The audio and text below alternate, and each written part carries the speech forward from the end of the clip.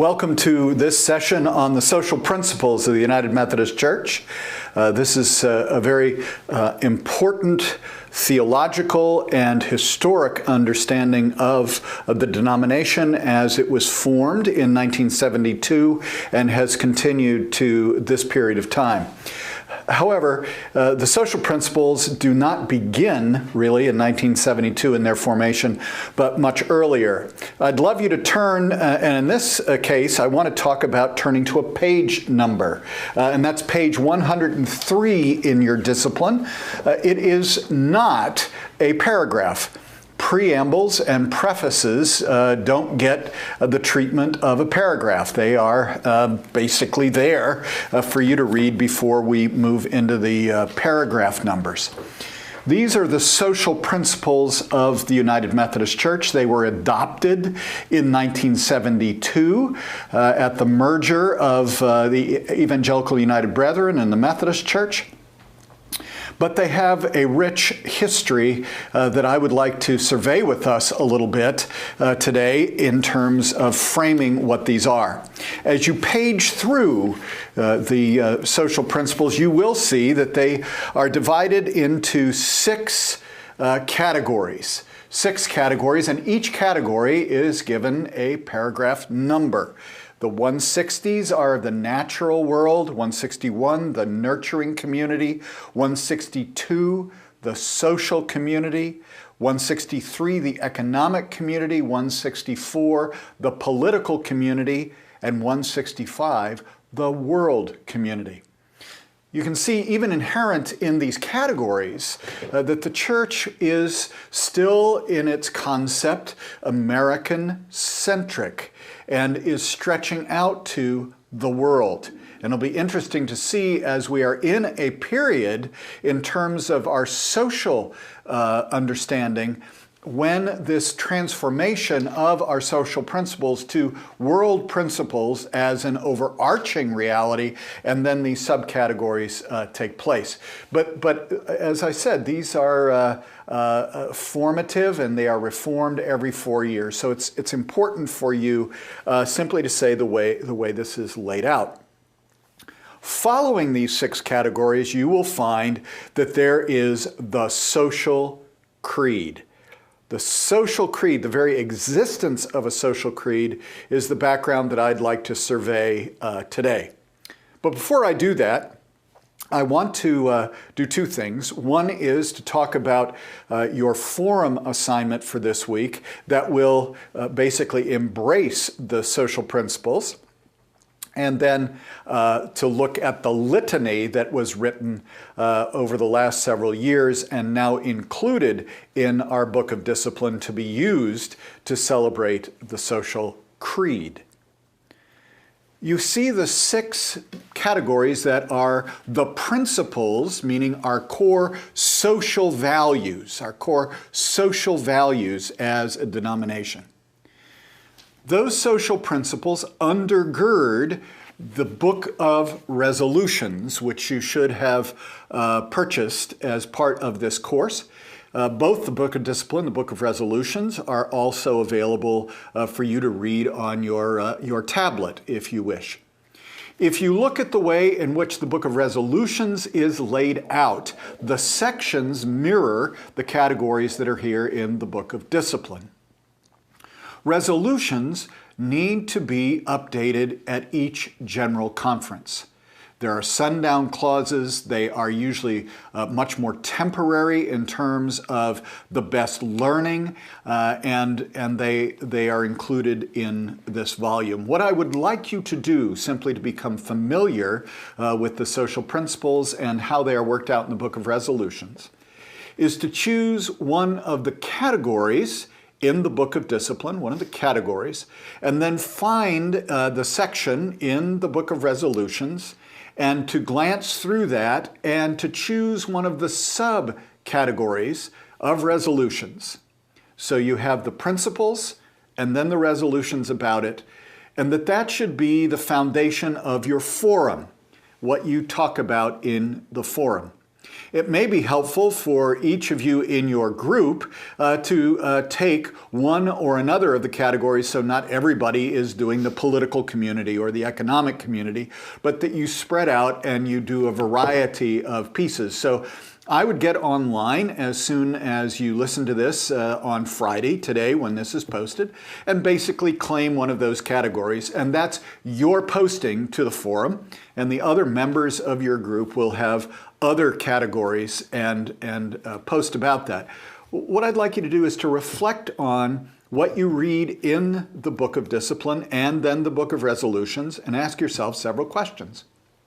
Number one, has this any effect at all in the local church or in the ministry to which I have appointed and in which I serve? That's very, very important, because these are the best learning of the denomination. I think that that's an excellent book of ethics and teaching. So number one, does this have any effect? Number two, how would you understand and utilize the social principles and the particular resolutions that you have read and are of interest to you? So I would really like you to work with the social principles and the Book of Resolutions, so at least you're familiar with its content and it's useful to you. The second thing I'd like to say is that the litany is really a very important liturgical piece. It's unfortunately not been included in our hymnal or book of worship, because it was adopted by the General Conference after those two were published, and in very few churches do I find that it's been reduplicated and glued into the back of the hymnal, although I do suggest you do that, that you could glue it into the back cover and use it frequently in your worship service. It is called a creed, or a litany based upon a creed, so it is our statement. And there has been a wonderful YouTube video that has been produced by FUMC that basically is a global embrace of this litany based on the social creed. And I invite you to watch it, and from my perspective, be edified, inspired, and simply to enjoy the voices and the vision of the church. God in the Spirit, revealed in Jesus Christ, calls us by grace to be renewed in the image of our Creator, that we may be one in divine love for the world. Today is the day. God cares for the integrity of creation, wills the healing and wholeness of all life, weeps at the plunder of earth's goodness, and so shall we. 오늘이 그날입니다. God embraces all hues of humanity. la lumière dans la diversité et la différence. Favors solidarity, transforming strangers into friends. And so shall we.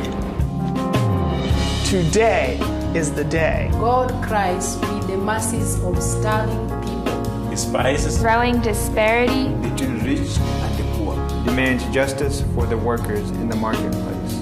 And so shall we.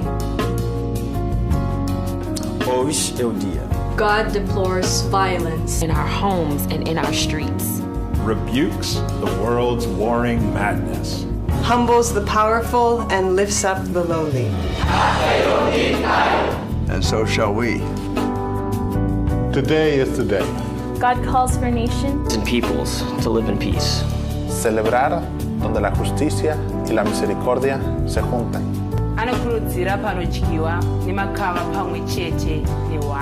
And so shall we.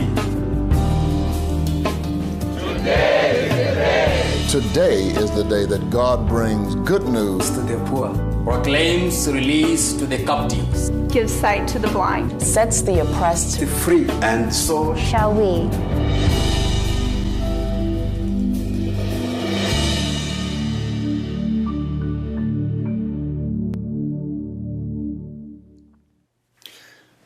I think it's important to understand the background to the social principles and especially the social creed.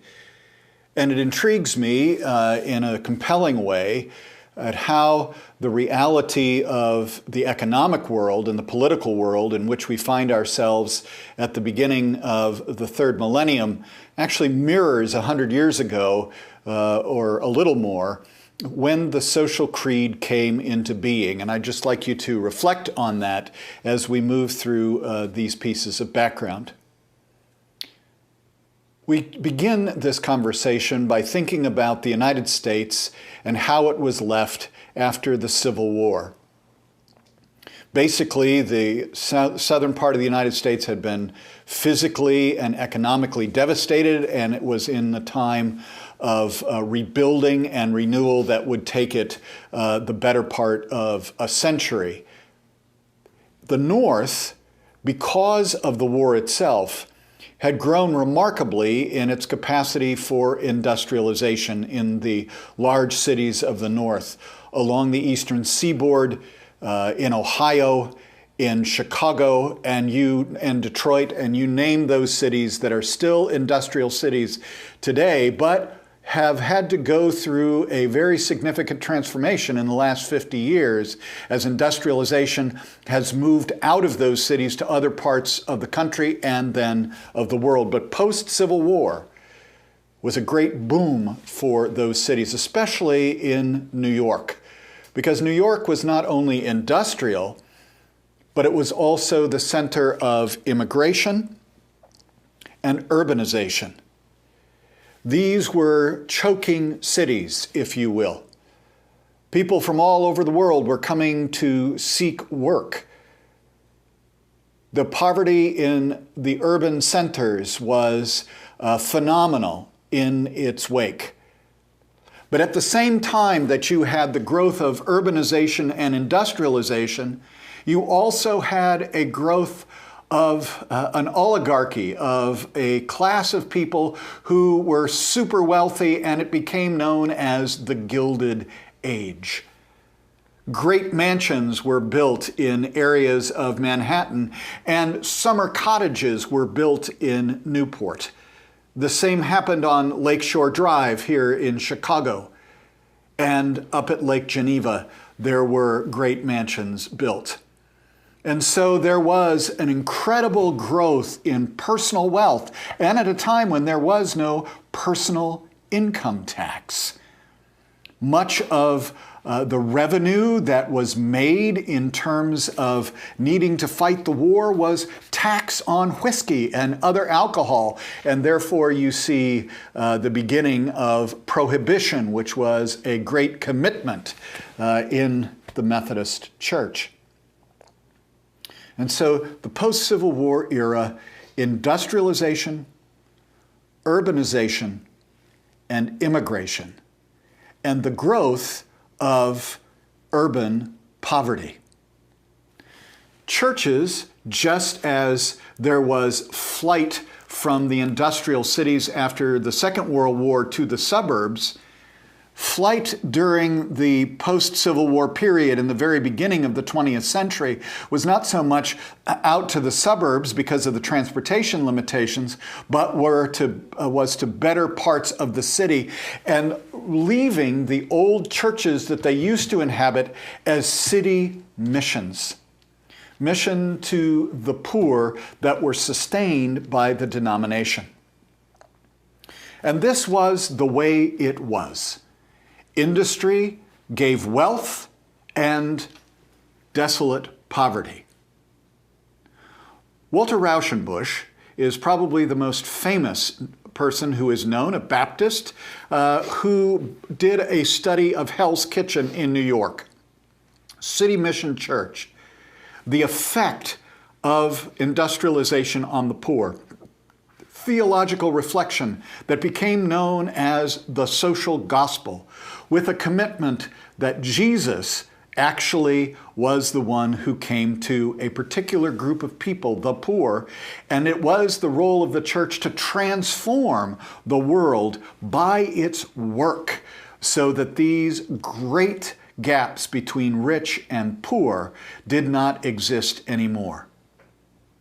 This was reflected in Europe, as we know, at this period of time, where most of the wealth was in the hands of the oligarchy and the amount of poverty was rife. This is the time when Karl Marx is writing in the British Museum that eventually becomes the revolution in Russia, and communism and socialism as economic ideologies are beginning to spread throughout the world. And so you see that the background of urbanization, the Gilded Age, and yawning poverty amongst the lower classes and the working classes, and therefore the growth of unions in order to negotiate. All of this is beginning to foment in the half century following the Civil War.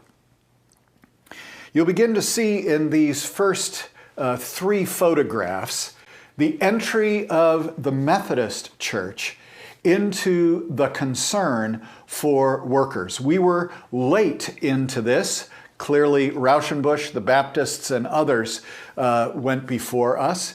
We have always been, as a church, a bit behind other movements in the church, but when we get involved in a very big and formative way. William Carwadine was part of being a pastor here in the Pullman neighborhood of Chicago. The Pullmans were trains, cars in trains that were sleeper cars so that persons could go from coast to coast and be able to sleep overnight. The Pullman porters were those who took care of people that were on those trains. They were not unionized at the time. They were impoverished. They were oppressed. They were of a variety of ethnic backgrounds. Many were African Americans. Carwadine was, of his day, a Methodist who believed in personal conversion, personal piety. That was basically what it was to be a Methodist, to be a Protestant in those days.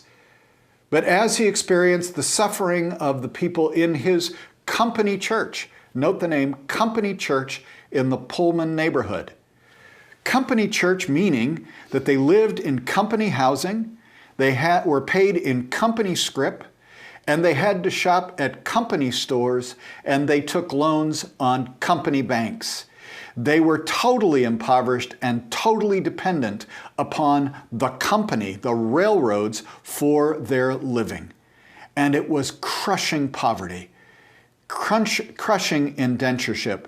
In fact, it feels like it was crushing slavery without that particular name or social compact.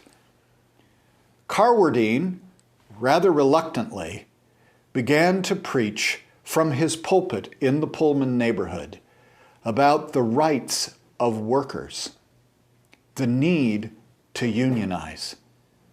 This was a striking proclamation at that time.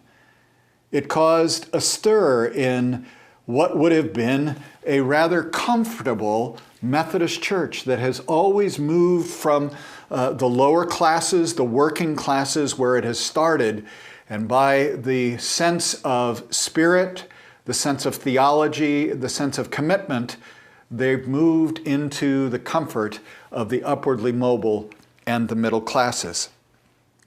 But Carwadine's message began to take effect here in Chicago, and there was a rather bloody Pullman strike that spread throughout the nation that national troops were called to put down.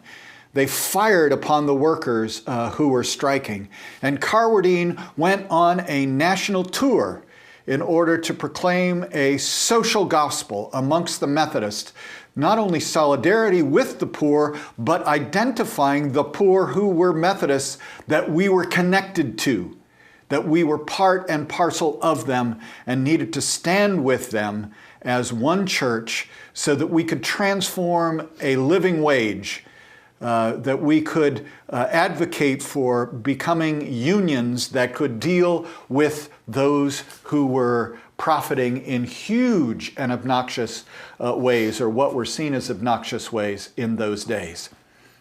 I would say again that we are in an age that is not remarkably different from those days in terms of the gap between rich and poor.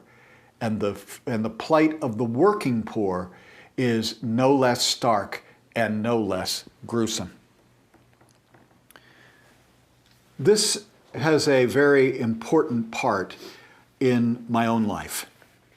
And I cannot help thinking about the establishment of the social principles without telling the story of how I came to be a Methodist, how I came to be educated at a Methodist university, and came to be a United Methodist pastor educated at a United Methodist seminary.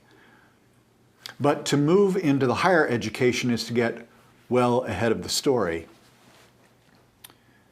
My mother's mother was married to a man named Abercrombie in the industrial city of Brockton, Massachusetts. Brockton, Massachusetts, at the turn of the 20th century, was the largest shoe manufacturer in the world, joined with the city of Lynn on the north shore of Massachusetts, where I spent my high school years and served as a pastor while I was in seminary, as well as Lowell, which was a factory town along the Merrimack River.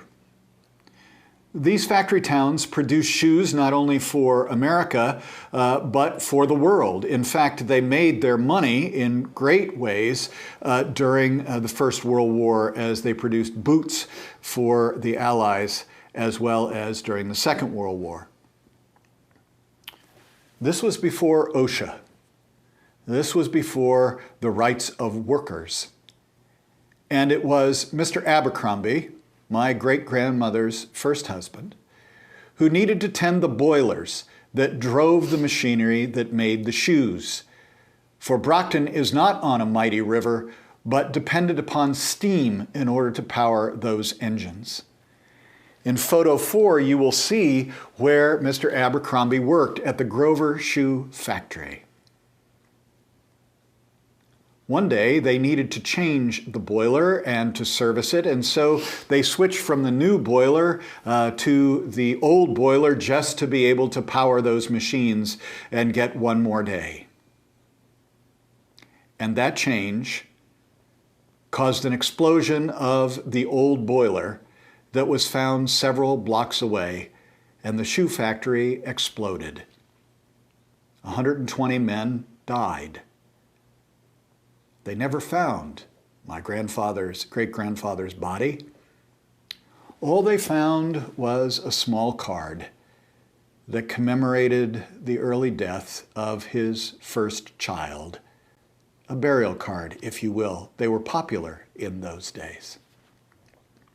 My great-grandmother was pregnant with twins when he died, and she was joined by the other 100 families that had lost people in that mill explosion. It was the church that took care of them.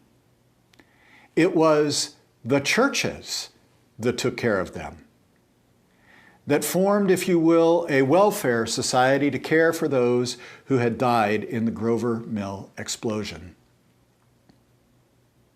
My great-grandmother remarried.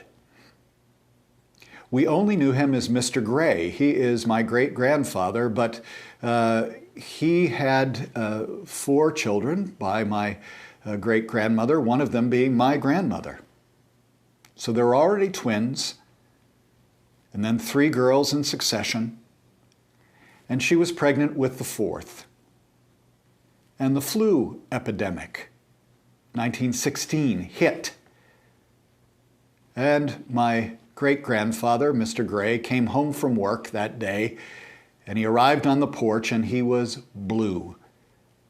My great-grandmother looked at him and said, "You can't come in here." She was pregnant, and she had 5 girls, young girls, to take care of. Mr. Gray went down to the Brockton Hospital, and the flu epidemic was so large that there was no room for him in the building. But there had been a tent city erected, and he crawled into the tent and was dead before morning.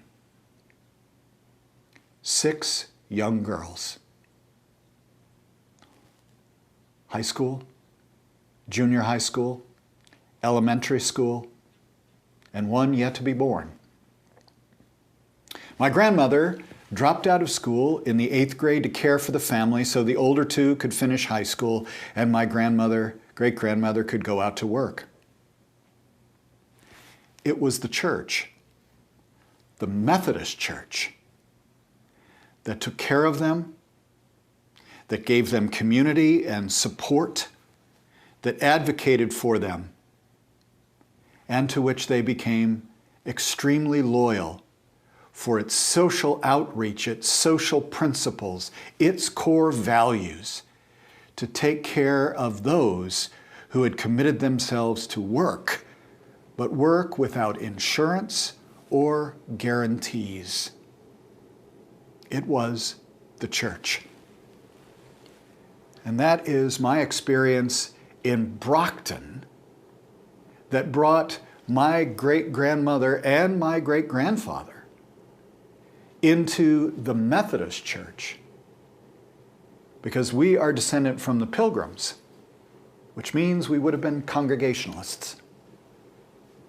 But many of the Congregationalists were those who owned the mills and ran the mills.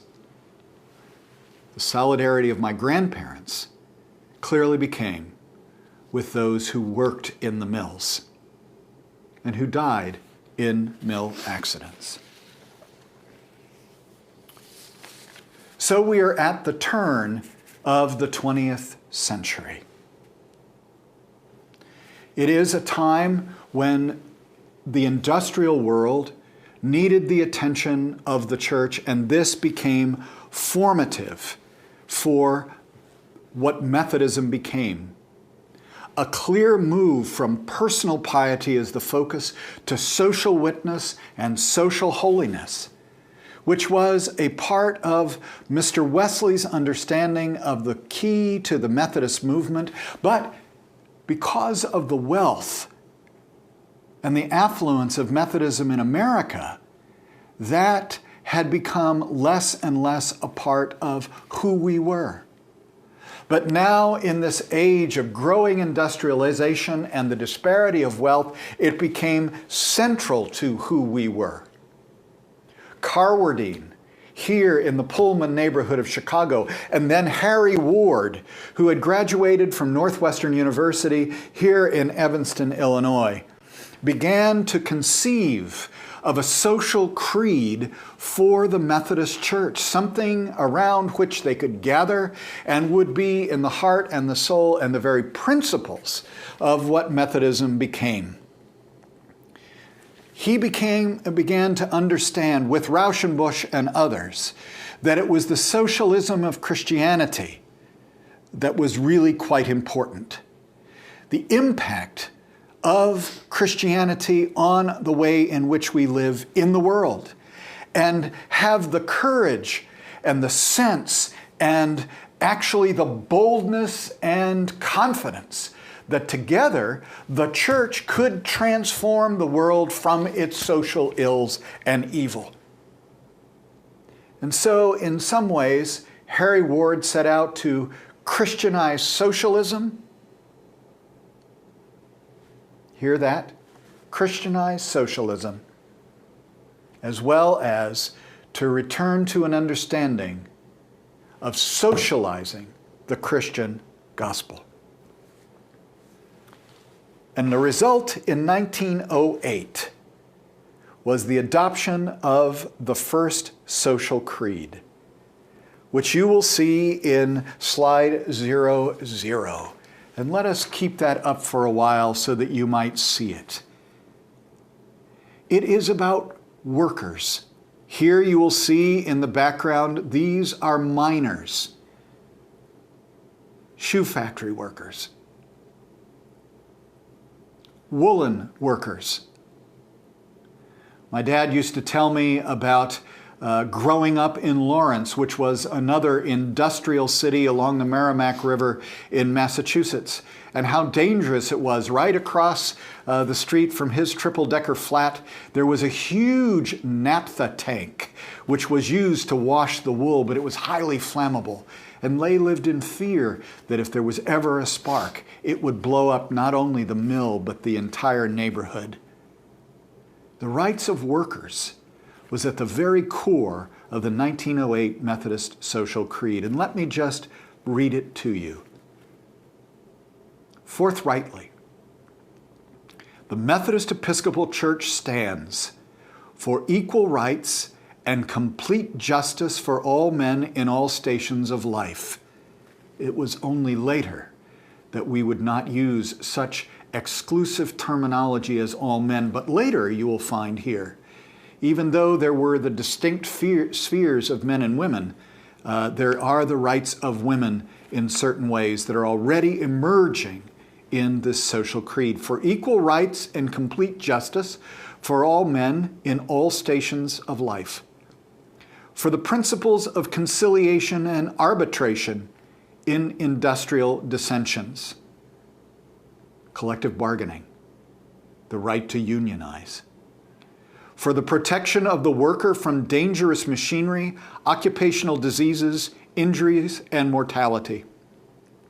For the abolition of child labor. For such regulation of the conditions of labor for women as shall safeguard the physical and moral health of the community. For the suppression of the sweating system. For the gradual and reasonable reduction of the hours of labor to the lowest practical point, with work for all, and for that degree of leisure for all which is the condition of the highest human life. For a release from employment 1 day in 7, for a living wage in every industry, for the highest wage that each industry can afford, and for the most equitable division of the products of industry that can ultimately be devised, for the recognition of the Golden Rule and the mind of Christ as the supreme law of society and the sure remedy of all social ills. Inherent in this 1908 social creed, the abolition of child labor, the 40-hour work week, a weekend, but at least release on the Sabbath day. Inherent in this are now expectations of the society. And I would say at a certain level, as I read through it, these held for 80 years. But many of them at this moment are being eroded away as we speak, as limits upon the freedom of the economy. But you will see that the exact same conditions on a wider and more global scale are actually being accepted as part of that understanding of freedom, and is not at the center of what this social creed was all about. And the social creed in 1908 was not only adopted by the Methodist Church, but adopted by many other churches in this country, was adopted by the Federal Council of Churches, was shepherded by the Methodist Federation for Social Service, the Methodist Federation for Social Service, which today is known as the Methodist Federation for Social Action. And you will see here in photo 14 that the Methodist Federation for Social Action's logo is the plumb line of our social principles which guide us in our activity of the world. So 1908 is a critical moment in the life of the Methodist Church. It is a critical moment because it is the birth of the social creed. It is a critical moment because it focuses the church once again on the implications of the gospel for the way we live and advocate for others in the world.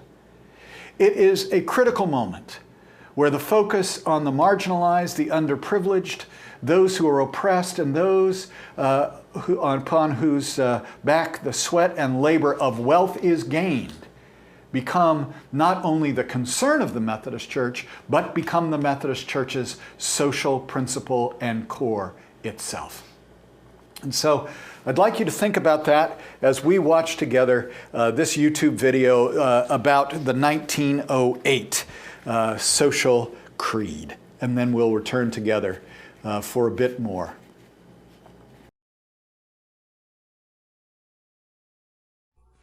We shall not be moved. We shall not be moved, just like a tree that stands by the water. We shall not be moved. We'll build a mighty union. We'll build a mighty union. We shall not be moved. We'll build a mighty union. We shall not be moved, just like a tree that stands by the water.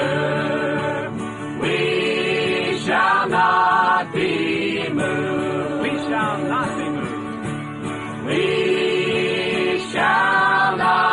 We shall not be moved.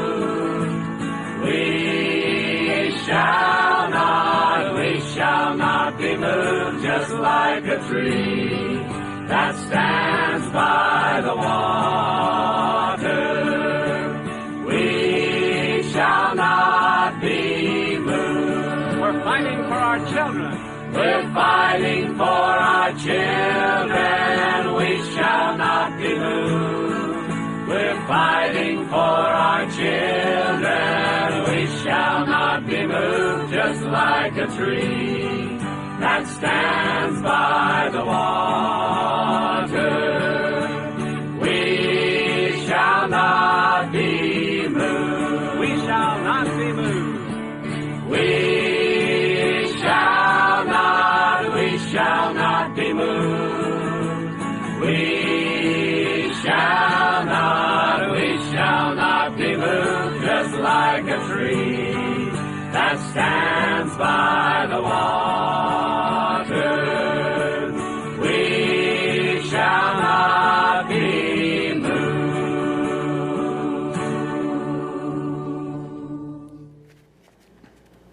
As we return together, I want to simply give another witness from my own life and family. So here we have a mill accident in Brockton, Massachusetts, that's in the family, that clearly reduces those 6 girls who grew into a very tight community in and of themselves around my grandmother Gray, great-grandmother Gray, who is a saint to our family, and all of those 6 daughters were saints to their families. Committed to the social life of the church, which is not the social life of going to potluck suppers, but feeding each other, taking care of each other, taking care of the orphan, taking care of the immigrant, taking care and reaching out to be in solidarity with. These are not necessarily new concepts, they just simply have a broader context to them. That's on my mother's side. On my father's side, it's not the city on the South Shore, Brockton, Massachusetts, but on the North Shore, Lawrence, Massachusetts. Lawrence, Massachusetts, still to this day has a small factory system that makes cotton and woolen worsted and that kind of thing. As the shoe industry shod the world, so this clothed the world. It joined with Great Britain in the manufacture of textiles. Textiles in Lowell and Lawrence and other cities along the Merrimack River. But again, the wages were low. And you will see in photo 9 through 13 that child labor was great. The spinning jennies worked very, very quickly in order to weave cloth. And children were put to work to crawl under those jennies in order to fix thread that had broken or machines that had jammed, and many times at the cost of their fingers when the machinery started up again and snagged their poor little fingers in the spinning jenny. In order to get the thread moving, there were shuttlecocks for the looms, and the workers would basically inhale that thread through the shuttlecock to get it going, and thus developed brown lung. The wages were low, the hours were long. Methodist churches put clocks in the clock tower, and that was the clock of justice, because the Methodists told time rightly and did not try to cheat the workers one way or another in order to get a longer day in industrialization, a greater profit, but for no more pay. These were the choking conditions that were in many of the cities in the North, and my grandparents were in Lawrence during these days of the vast factory system. The Bread and Roses strike, and you will see this in 1912, which is after the adoption of the social creed, after its adoption by all of the churches of the Federal Council of Churches. The Bread and Roses strike takes place in Lawrence, a wildcat strike that is so vicious that the children needed to be cared for in a separate way, to be protected by the military that was sent in to quell the strike, by the police who came on horseback to quell the strike, and eventually many of those children were set outside the city because things were so violent. And the opposition to unions and for collective bargaining was great.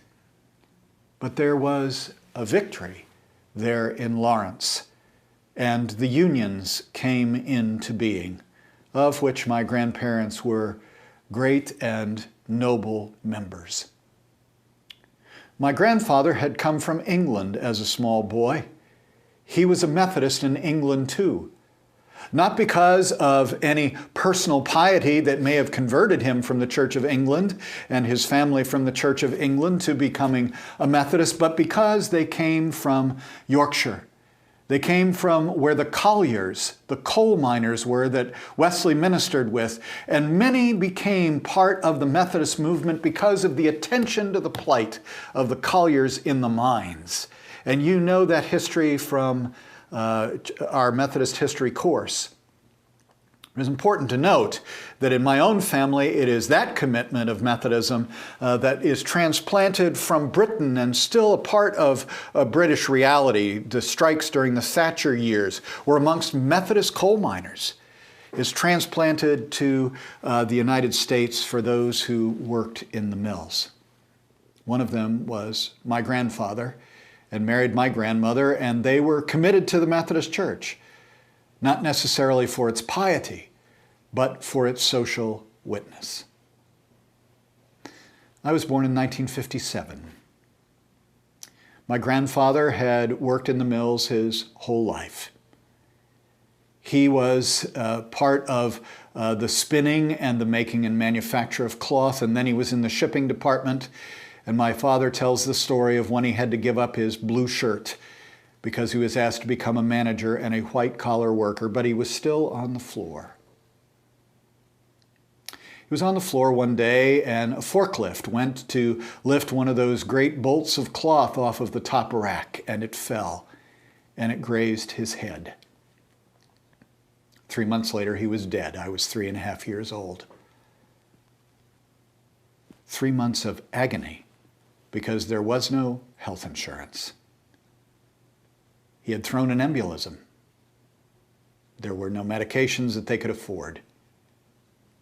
So 3 months of agony in his bed, and he died. Mill accidents, without OSHA, without collective bargaining, without care for brown lung, without care for children, without care for a reasonable wage, without care for a reasonable work week, simply to exhaust, burn out, and forget. The legacy of the social creed is to bring to light from the pulpits of the churches and the witness in the world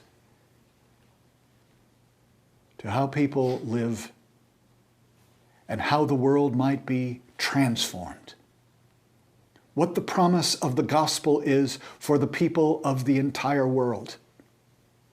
And at the beginning of the 20th century, there was great hope that the churches banded together could in fact usher in what the gospel conceived of a new and just reign of God in this world. World War I and World War II destroyed that optimism for a time.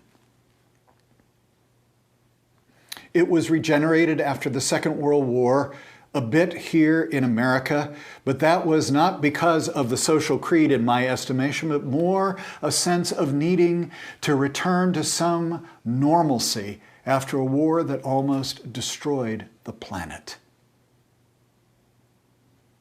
But in 1972, as the United Methodist Church was formed, in what the scholar Max Stackhouse sees as the third iteration of the social gospel during the civil rights movement, during the movements of liberation, the United Methodist Church established at the center of its discipline the core principles that do dictate and do spell out our core commitments of how the gospel affects the transformation of the world, and we commit ourselves to making resolution and commitment every 4 years to renew those principles in our witness. And as Stackhouse says, we are now in the fifth iteration of that, which talks about a global social creed. So too, the United Methodist Church is looking at the global principles. And so, as you look at the social principles today, they stand on a noble heritage. The heritage that began with Wesley and the concern for those who were in the industrialization of England and working in the factories of London and Manchester and places of that nature, or in the colliers and the coal mines of the North Country. Translated to America in its industrialization, its treatment of immigrants, and the need for a social creed to today, a renewed social creed, a revivified social principle, a reality of a commitment to a world principle.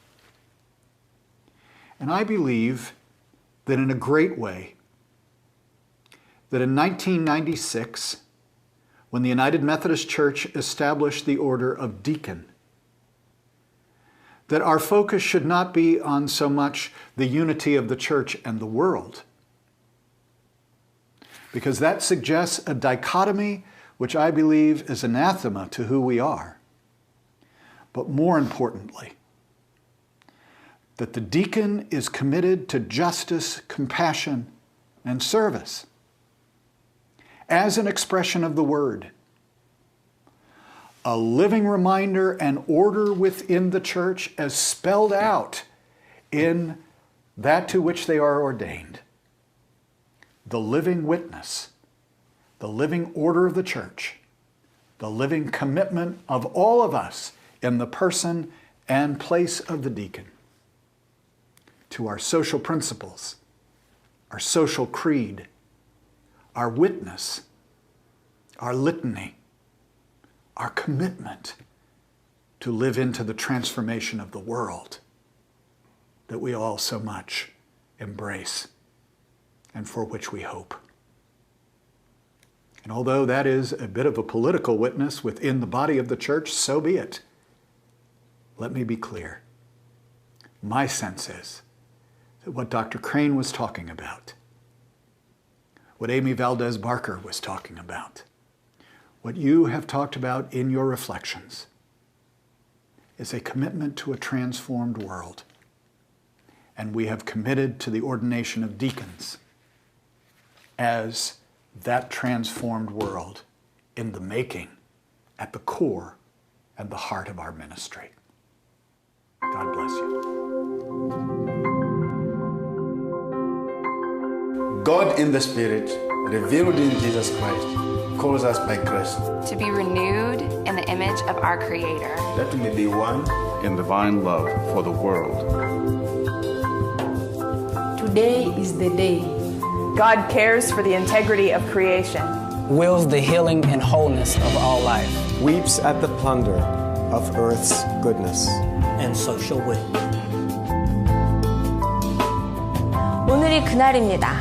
God embraces all hues of humanity. La lumière dans la diversité et la différence. Favors solidarity. Transforming strangers into friends. And so shall we. Today is the day. God cries with the masses of starving people. Despises Growing disparity between rich and the poor. Demands justice for the workers in the marketplace. And so shall we. Hoje é o dia. God deplores violence in our homes and in our streets. Rebukes the world's warring madness. Humbles the powerful and lifts up the lowly. And so shall we. Today is the day. God calls for nations And peoples to live in peace. Celebrar donde la justicia y la misericordia se juntan. Anokurudzira panodyiwa nemakava pamwe chete newaini. And so shall we.